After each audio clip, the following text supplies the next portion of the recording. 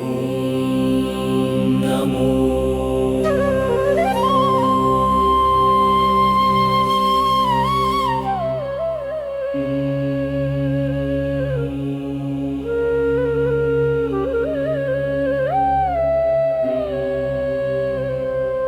शुक्लांबरधर विष्णु शशिवर्णं चतुर्भुजं प्रसन्नवदनं ध्यायेत् सर्वविघ्नोपशान्तये।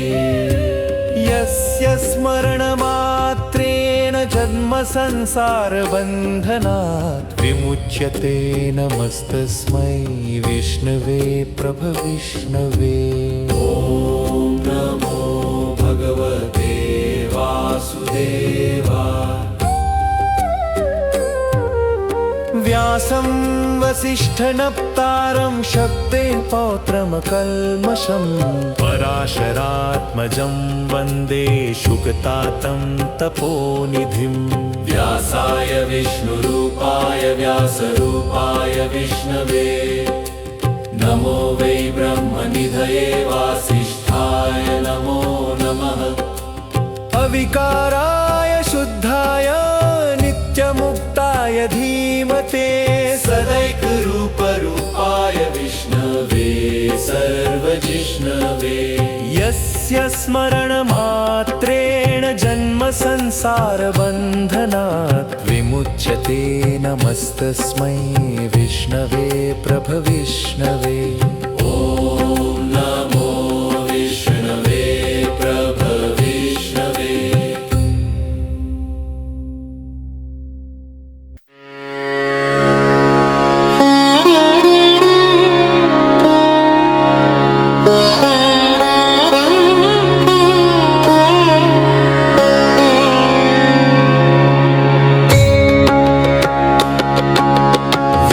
विष्णुर्वहुषत्कारो भूतभव्य भवत्प्रभुः भूतकृद्भूतभृद्भावो भूतात्मा भूतभावनः। भूतात्मा परमात्मा च मुक्तानां परमागतिः। अव्यय पुरुषः साक्षी क्षेत्रज्ञोऽक्षर एव च। योगो योगवेदान्नेता प्रधानपुरुषेश्वरः नारसिंहवपुः श्रीमान् केशव पुरुषोत्तमः। सर्वः शर्वः शिवस्थाणुर्भूतादिर्निधिरव्ययः। सम्भवो भावनो भर्ता प्रभवः प्रभुरीश्वरः। स्वयंभूः शम्भुरादित्यः पुष्कराक्षो महास्वनः। अनादिनिधनो धाता विधाता धातुरुत्तमः। अप्रमेयो ऋषिकेश पद्मनाभोऽमरप्रभुः। विश्वकर्मा मनुस्वष्टा स्थविष्ठ स्थविरो ध्रुवः।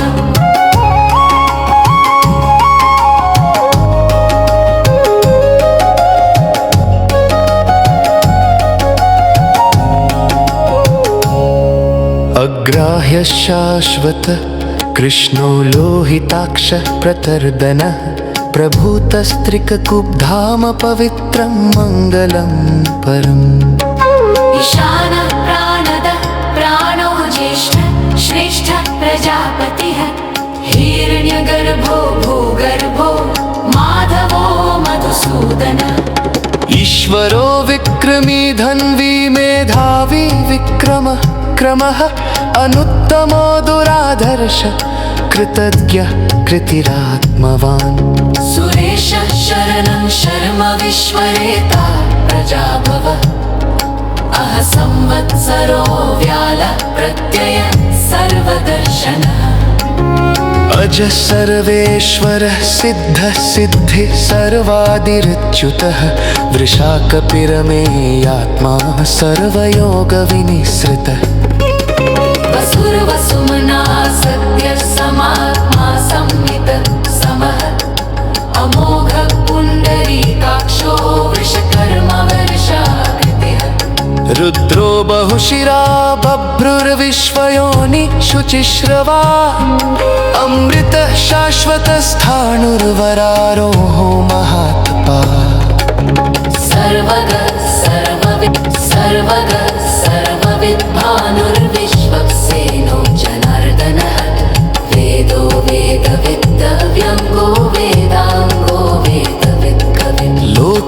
देवाध्यक्ष सुराध्यक्षो धर्माध्यक्ष कृताकृतः चतुरात्मा चतुर्व्यूहश्चतुर्दंष्ट्रश्चतुर्भुज राजिष्णुर्भोजनं भोक्ता सहिष्णुर्जगदातिजः अनघो विजयो जेता विश्वयोनि पुनर्वसुः उपेन्द्रो वामनः प्रांशुरमोघः शुचिरुर्जितः अतीन्द्रः सङ्ग्रहः सर्गो धृतात्मा नियमो यमः वेद्यो वैद्य सदा योगी वीरः माधवो मधुः अतीन्द्रियो महामायो महोत्साहो महाबल महाबुद्धिर्महावीर्यो महाशक्तिर्महात्युतिः अनिर्देश्य वपुः श्रीमान् मे आत्मा महात्रिदृक् महेश्वासो महीभर्ता श्रीनिवासः सतां गतिः अनिरुद्धः सुरानन्दो गोविन्दो गोविदाम्पतिः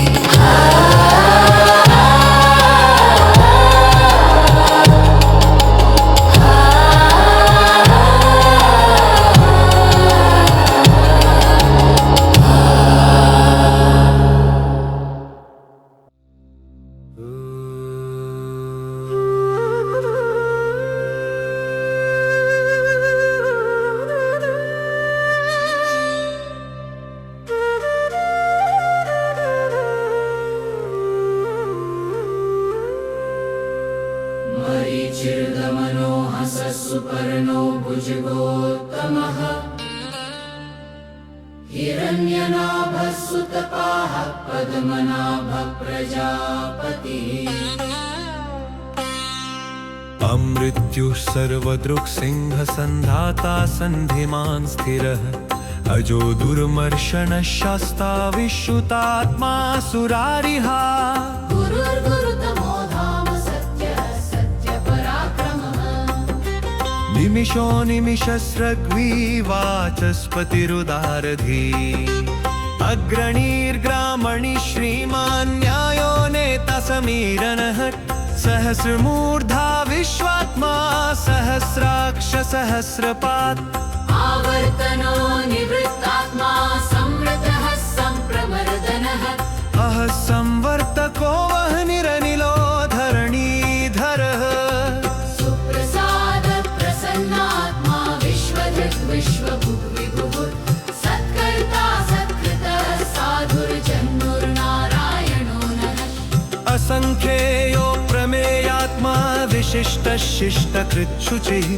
सिद्धार्थः सिद्धसङ्कल्पः सिद्धिदः सिद्धिसाधनः वृषाही वृषभो विष्णुर्वृषपर्वा वृषोदरः वर्धनो वर्धमानश्च विविक्तः श्रुतिसागरः सुभुजो दुर्धरो वाग्मी महेन्द्रो वसुदो वसुः नैकरूपो बृहद्रूपः शिपिविष्ट प्रकाशनः ओजस्तेजोद्युतिधर प्रकाशात्मा प्रतापनः रिद्धस्पष्टाक्षरो मन्त्रश्चन्द्रांशुर्भास्करद्युतिः अमृतांशुद्भवो भानुः शशबिन्दुः सुरेश्वरः औषधं जगतः सेतुः सत्यधर्मपराक्रमः भूतभव्यपवनन्नाथ पवनः पावनो नलः कामः कामकृत्कनन्त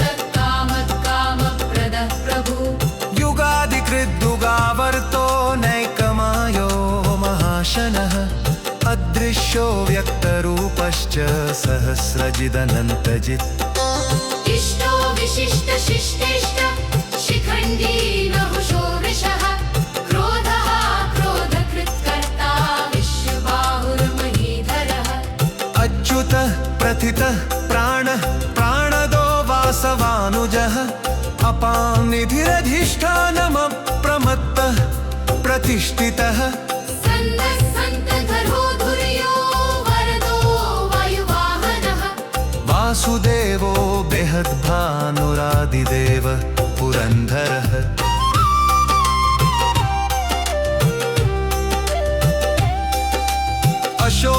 अशोकस्तारणस्तारः शूरशौरिर्जनेश्वरः अनुकूलशतावर्तः पद्मी पद्मनिभेक्षणः पद्मनाभोरविन्दाक्ष पद्मगर्भः शरीरभृत् महर्षिर्रथो विद्धात्मा महाक्षो गरुडध्वजः अतुलः शरभो भीमः समयज्ञो हविर्हरिः सर्वलक्षणलक्षण्यो लक्ष्मीवान् समितिञ्जयः विक्षरो रोहितो मार्गो हेतुर्दामोदरसहः महाधरो महाभागो वेगवानमिताशनः उद्भः शोभनो देहः श्रीगर्भः परमेश्वरः करणं कारणं कर्ता विकर्ता घनभूगुहः व्यवसायो व्यवस्थान संस्थानस्थानदो ध्रुरुः परद्धिः परमस्पष्टस्तुष्टः पुष्टः शुभेक्षणः रामो विरजो मार्गो नेयो नयः वीरः शक्तिमतां श्रेष्ठो धर्मो धर्मविदुत्तमः वैकुण्ठः पुरुषः प्राणः प्राणदः प्रणप्रभुः हिरण्यगर्भः शत्रुघ्नो व्याप्तो वायुर्धूक्षजः नैजिज्ञहरो भरमाय फण ऋतुसुदर्शनः कालपरमेष्ठी परिग्रहः उग्रः संवत्सरो दक्षो विश्रामो विश्वदक्षिणः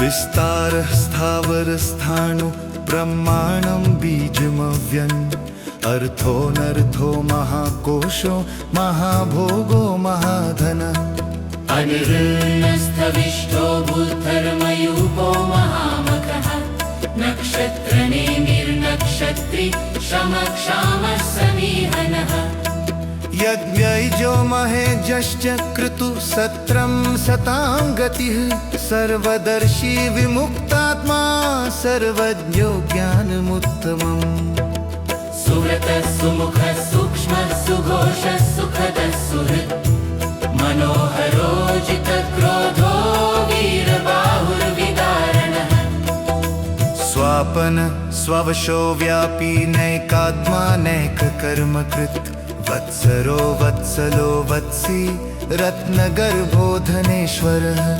धर्मगुप्धर्मकृत् धर्मी सदसत् शरमक्षरम् अविज्ञाता सहस्रांशुर्विधाता कृतलक्षणः गभस्तिनेमि सत्त्वस्थ सिंहो भूतमहेश्वरः आदिदेवो महादेवो देवेशो देवभृद्गुरु उत्तरो गोपतिर्गोप्ता ज्ञानगम्य पुरातनः शरीरभूतभृद्भोक्ता कपीन्द्रो भूरि दक्षिणः सोमपोऽमृतपः सोम पुरुजित् पुरुषत्तमः विनयो जयः सत्यसन्धो दाशारः सात्वतां पतिः जीवो विनयिता साक्षी मुकुन्दो मितविक्रमः अम्भो निधिरनन्तात्मा महोदधिशयोऽन्तकः अजो महारथ स्वाभाव्योजिता मित्र प्रमोदनः आनन्दो नन्दनो नन्द सत्यधर्मा त्रिविक्रमः महर्षि कपिलाचार्य कृतज्ञो मेदिनीपतिः त्रिपदस्त्रिदशाध्यक्षो महाशृङ्गः कृतान्तकृत् महावराहो गोविन्द सुषेण कनकाङ्गदी गुह्यो गभीरो गहनो गुप्तश्चक्रगदाधरः वेधास्वाङ्गोजितः कृष्णो दृढसङ्कर्षणोच्युतः वरुणो वारुणो वृक्षः पुष्कराक्षो महामनाः भगवान् भगवानन्दी वनमाली हलायुधः आदित्यो ज्योतिरादित्य सहिष्णुर्गतिसत्तमः सुधन्वा खण्डपरशुर्दारुणो द्रमिणप्रदः दिवः स्पृक् सर्वदृग्यासो वाचस्पतिरयो निजः सामनिर्वाणं भेषजं भिषक् सन्न्यासकृच्छ्रुमः शान्तो निष्ठा शान्ति परायणम् शुभाङ्गशान्तिदः स्रष्टा कुमुदः कुवलेशयः गोहितो गोपतिर्गोप्ता वृषभाक्षो वृषप्रियः अनिवर्ती निरुक्तात्मा संक्षेप्तात् क्षेमकृत् शिवः श्रीवत्सवक्षा श्रीवास श्रीपति श्रीमतावर श्रीदः श्रीशः श्रीनिवासः श्रीनिधि श्रीविभावनः श्रीधरः श्रीकरः श्रेयः श्रीमान् लोकत्रयाश्रयः सक्षः सङ्गः शतानन्दो नन्दिर्ज्योतिर्गणेश्वर विजितात्माधिधेयात्मा सत्कीर्तिश्छिन्न संशय उदीर्णः सर्वतश्चक्षुरनीशः शाश्वतस्थिरः भूषयो भूषणो भूतिर्विशोकः शोकनाशनः अर्चिष्मानर्चितः कुम्भो विशुद्धात्मा विशोधनः अनिरुद्धो प्रतिरथः प्रद्युम्नो मित इक्रमः कालनेमिनिहावीरः शौरिः शूरजनेश्वरः त्रिलोकात्मा त्रिलोकेशः केशरः केशिः हरिः कामदेव कावघालः कामेघात्यक्कदानन अनन्तेश्वर गुप्तेश्वर भैरोलम्भो धनञ्जय ब्रह्मण्यं ब्रह्मभृत्तं ब्रह्मा ब्रह्मविवर्धनः ब्रह्मविक्ब्रह्मा ब्रह्मै अम्हद्दो ब्रह्म्यत्यः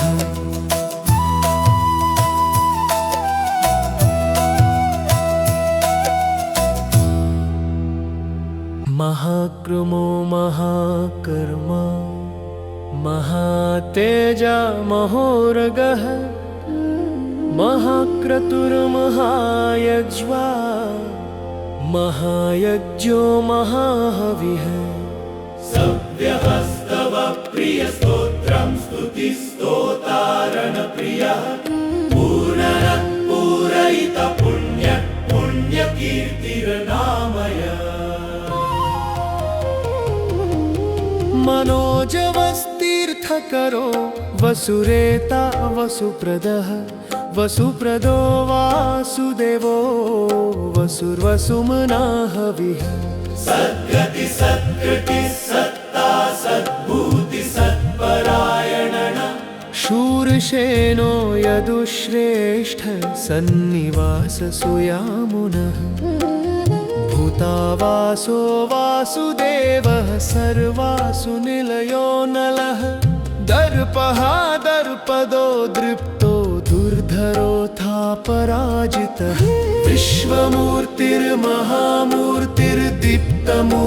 विश्वमूर्तिर्महामूर्तिर्दीप्तमूर्तिर्मूर्तिमान् अनेकमूर्तिरव्यक्तः शतमूर्तिशताननः एकोनैकः सवक्कः किं यत्तत्पदमुत्तमम् लोकबन्धुर्लोकनाथो माधवो भक्तवत्सलः सुवर्णवर्णो हेमाङ्गो वराङ्गश्चन्दनाङ्गदी वीरः विषमः शून्यो घृताशीश्चलश्चलः अमानिमानदो मान्यो लोकस्वामी त्रिलोकतृक् सुमेधा मेधजो धन्यः सत्यमेधाधराधरः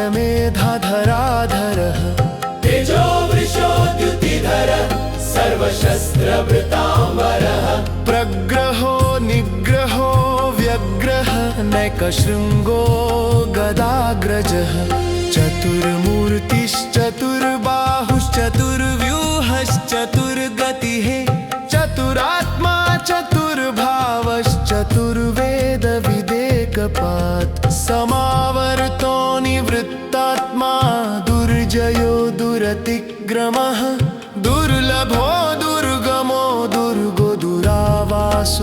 सुरारिहा शुभाङ्गोलोकसारङ्गः सुतन्तुस्तन्तुवर्धनः इन्द्रकर्मा महाकर्मा कृतकर्मा कृतागमः भवः सुन्दर सुन्दोरत्ननाभ सुलोचनः अर्को वाजसनः शृङ्गी जयन्तः सर्वविजयी सुवर्णबिन्दुरक्षोभ्यः सर्ववागीश्वरेश्वरः महाहृदो महागर्तो महाभूतो महानिधिः कुमुद कुन्दर कुन्द पर्जन्य पावनो निलः अमृतांशोऽमृतवपुः सर्वज्ञः सर्वतोमुखः सुलभ सूरत सिद्ध शत्रुतापनः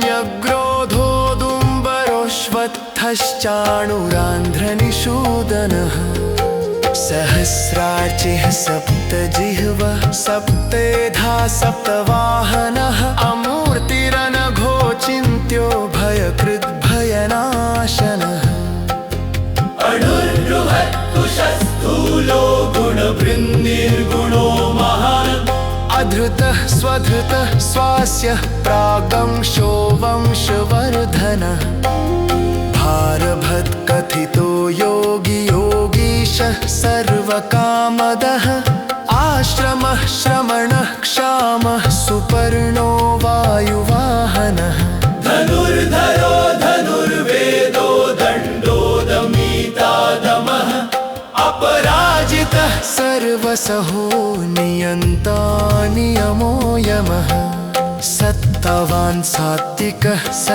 सत्यधर्मपरायणः अभिप्रायः प्रियार्होर्हः प्रियकृत्प्रीतिवर्धनः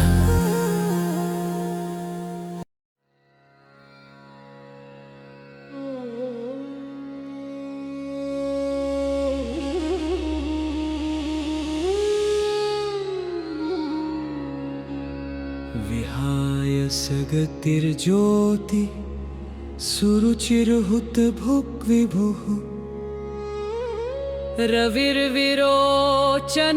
सूर्यः सविता रविलोचनः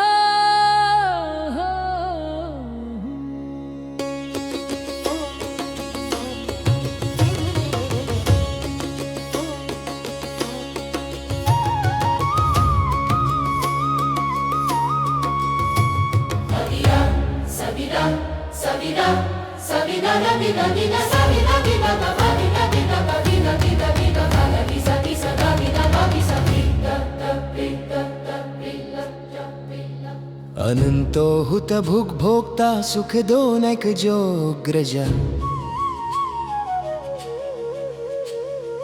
अनिर्विण्ण सदा मर्षि लोकाधिष्ठान बद्धुता सनातनतम कपिला कपिरव्यय स्वस्ति द स्वस्ति कृत स्वस्ति स्वस्ति भुक् स्वस्ति दक्षिणः अरौत्र कुंडली चक्री विक्रम्यूर्जित शासन शब्दातिग शब्दसः शिशिरः शर्वरीकर अक्रूरपेशलो दक्षो दक्षिणा शमिनाम्बरः विद्वत्तमो वीतभय पुण्यश्रवण कीर्तन उत्तारणो दुष्कृतिः पुण्यो दुःस्वप्ननाशन वीरः रक्षणः संतो जीवन पर्यवस्थितः अनन्तरूपोऽनन्त श्रीर्जित मन्युर्भयाभयः चतुरश्रो गभीरात्मा विदिशो व्यादिशो दिशा अनादिर्भूर्भुवो लक्ष्मी सुवीरो रुचिराङ्गदः जननो जन जन्मादिर्भीमो भीमपराक्रमः आधारनिलयो धाता पुष्पहास प्रजागर वग सत्पथाचार प्राणद प्रणव पण प्रमाणं प्राणनिलय प्राणभृत् प्राणजीवन तत्त्वं तत्त्वविदेकात्मा जन्म मृत्युजरातिगः भूर्भुवः स्वस्तनुस्तारः सविता प्रपितामहः यज्ञो यज्ञपतिर्यज्वा यज्ञाङ्गो यज्ञवाहनः यज्ञभृत्यज्ञकृत्यज्ञी यज्ञभुग्यज्ञसाधन यज्ञान्तकृत्यज्ञगुह्यमन्नमन्नाद एव च आत्मयोनि स्वयं जातो वैखानन सामगायन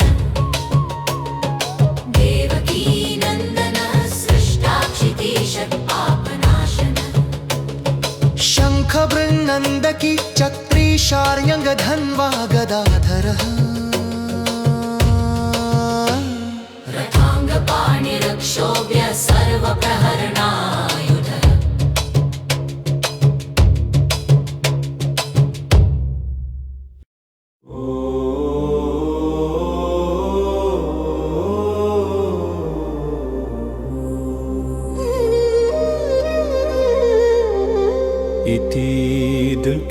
इतीदकीर्तनीयस्य केशवस्य महात्मनः नाम्नां सहस्रदिव्यनामशेषं प्रकीर्तितम् यैदं शृणुयान्नित्यं यश्चापि परिकीर्तयेत् न शुभं प्राप्नुयात् किञ्चित् सौमुद्रेह च मानवः भक्तिमान् पुरुषो नित्यं विष्णोर्नाम सहस्रकम् यः पठेत् शृणुयान्